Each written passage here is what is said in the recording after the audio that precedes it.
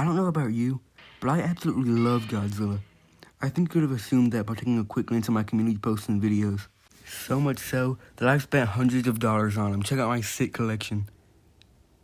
What am I gonna do with all these? But as much as I love Godzilla, I've never really watched any other tokusatsu. Yeah, I've watched Ultraman Rising, but I've always kind of stuck to Godzilla. Eventually, a fellow Godzilla YouTuber made a post asking his audience if they prefer the Gamera trilogy or the MonsterVerse films. At the time, I never watched a single Gamera movie. Obviously, I'd heard of Gamera, but I never really knew what Gamera was. At the time, I thought that Gamera was just from another company trying to ride Godzilla's coattails. After something Zilla had recommended me these movies, I'd always told myself I was going to watch them eventually, but I always had put it off. But a few days ago, I watched Gamera, Guardian of the Universe for the first time, and I was absolutely blown away. After finishing the entire trilogy, I can confidently say this is the second best movie trilogy I've ever seen. Evil Dead trilogy on top. We just cut up our girlfriend with a chainsaw.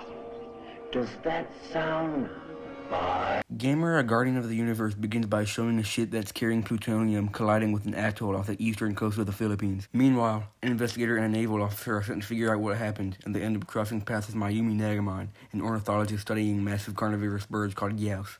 Eventually, the island reappears, and they find a stone inscription which tells them about a protector called Gamera. Eventually, Gamera awakens, fighting the Gyaos all over Japan, and forms a psychic connection with the investigator's daughter, Asagi. Researchers find out Gamera and Gyaos belong to an ancient civilization.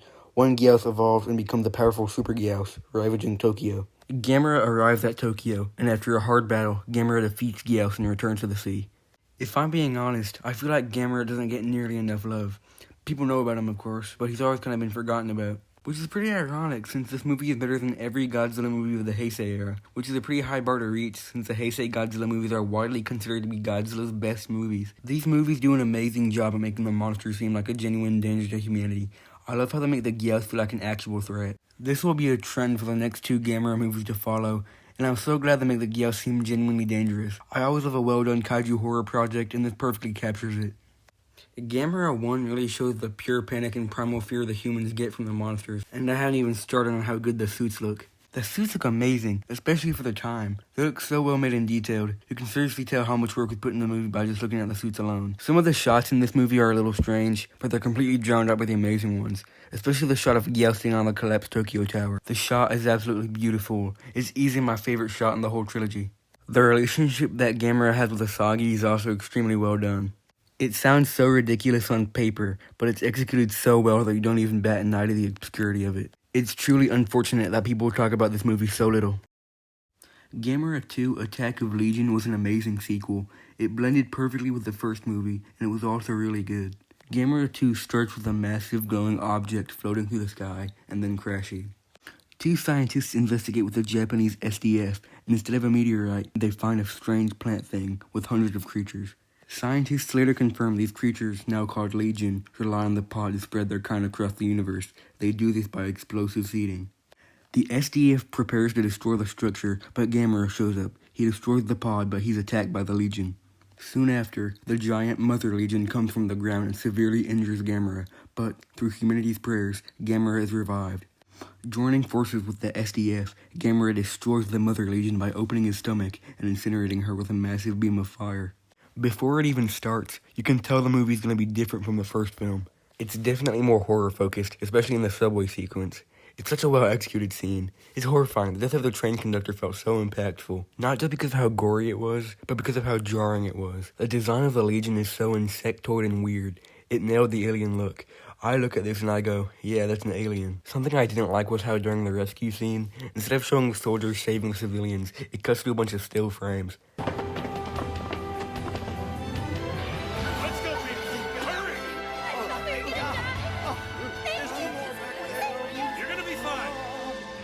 It took me out a little. I was watching this on an old TV, so I thought it was lagging. The scene with the Legion swarming Gamera is so weird. It's like those videos of people sticking their feet in anthills. The Mother Legion design is awesome. It looks so similar yet so different from the smaller Legions. And it looks so alien. It looks like the Xenomorph Queen. I love how much it looks like a skeleton creature. It's so cool. The final fight scene is by far the best part of the movie, in my opinion. Gamera is clearly outmatched by the Mother Legion, but he just keeps on pushing. His persistence is insane. It's like David versus Goliath. He's getting his face beaten and he just keeps going. The sound design is done so well. I can feel the impact and force of every hit and attack. The best part in the fight is when Gamera uses his ultimate attack after gaining mana. His stomach opens up, revealing an orb. Shortly after, Gamera lets out a huge fireball and literally incinerates the Mother Legion.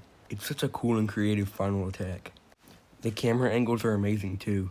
Everything moves so fluidly. Explosions feel impactful. Miniatures crumble realistically. It's amazing.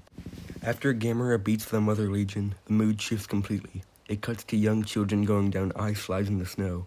It's kinda comedic how quickly the mood shifts between bloody horror movie to kids having snowball fights in the street. And I love it. Gamera 3, Revenge of Iris is by far my favorite movie in the era. The movie takes place 2 years after the Legion attack. Hundreds of Gyaos are being found all over the world and mutating faster than they ever have before. Later, in Tokyo's Shibuya district, Gamera killed the Gyaos, but also killed thousands of people in the attack, causing him to be labeled as a threat. In the rural areas of Japan, an orphan named Ayana finds an egg that hatches into a creature she names Iris. She raises Iris to avenge her parents who were killed by Gamera. Iris grows quickly and rampages Kyoto, where it battles Gamera. Gamera saves Ayana and destroys Iris completely, saving the world once more.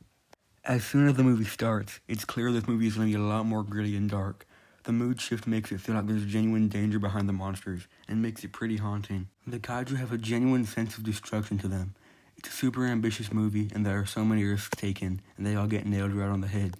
They all work. It's a perfect ending for such a unique kaiju trilogy. The practical effects look amazing, and even the CGI looks good. Yeah, sometimes it looks pretty bad, but for the most part, it looks genuinely good. Iris is absolutely terrifying, especially when he was smaller. He would take people with his weird tentacle things and absorb them.